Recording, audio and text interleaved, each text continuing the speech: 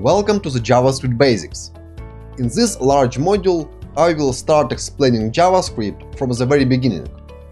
If you are a total beginner or want to refresh knowledge about JavaScript, you should start here.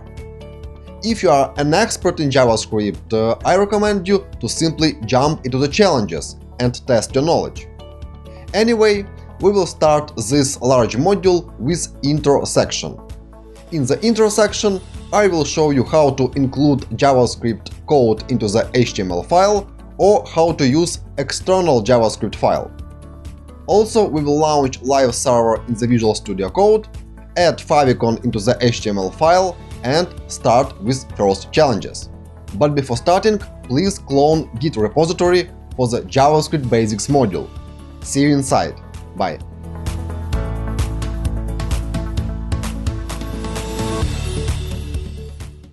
Thank you for watching. Link to the next video in the current section you will find here. Link to the playlist for the current section you will find here. See you in the next videos. Bye bye.